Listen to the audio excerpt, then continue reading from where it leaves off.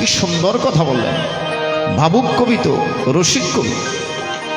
চলো যায় অমরপুরে, যে দেশে মানুষ মরে না, সেই দেশেতে বাস করিলে জমদুয়ারের ভয় থাকে না। মরণের পর সকলের তো ভয় আছে, যম যন্ত্রণা নাকি? আর ভগবানের পরম পদ পেলে যম যন্ত্রণার আর ভয় নাই। এই জন্য রমেশ শীল গিয়েছেন, চলো যায় অমরপুরে, যে দেশে মানুষ মরে না। চলো যায় অমরপুরে, যে দেশে মানুষ মরে না, সে দেশেতে বাস করিলে জমদুয়ারের ভয় থাকে না। সে দেশেতে বাস করিলে জমদুয়ারের ভয় থাকে না। চলো যায় অমরপুরে।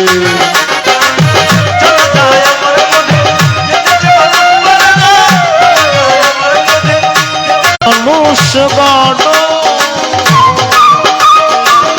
অমানুষের সঙ্গ ধরো, তাইলে তুমি যেতে পারো ভবতারের এই ঠিকানা। তাইলে তুমি যেতে পারো ভবতারের এই ঠিকানা।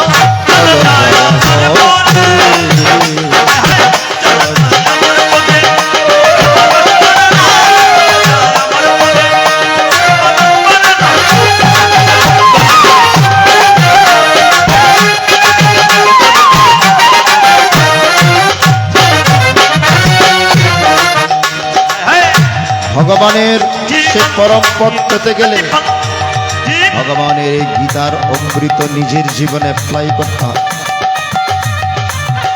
গীতার মধ্যে ভগবান যোগ কর্ম সুকৌশল, ভগবানকে পাওয়ার কৌশল শিখিয়ে দিয়েছেন, টেকনিক শিখিয়ে দিয়েছেন। তাহলে সেই মর্মবাণী আমাদের মর্মে মনের মধ্যে গেঁথে নিয়ে সেইভাবে আমাদের জীবনকে পরিচালিত করতে হবে। ভগবান যে দিক নির্দেশনা দিয়েছেন, কিভাবে আমরা চলবো, সেই দিক নির্দেশনাটুকু যদি আমরা নিজের জীবনে অ্যাপ্লাই করতে পারি, একদিন না একদিন ভগবানকে পেতে পারি। গীতাময়ের কথা ধরো, মরিবার আগে মরো, গীতাময়ের কথা ধরো, মরিবার আগে মরো।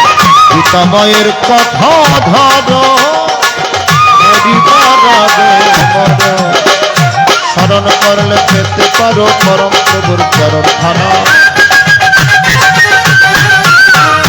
স্মরণ করলে পেতে পারো পরম প্রভুর চরণ খানা। চলো যাও অমরপুরে, চলো যাও অমরপুরে, যে দেশে মানুষ মরে না। চলো যাও অমরপুরে, যে দেশে মানুষ মরে না, সে দেশেতে বাস করিলে জমদুয়ারের ভয় থাকে না। সে দেশেতে বাস করিলে যমরাজের ভয় থাকে না। চলো যাও অমরপুরে।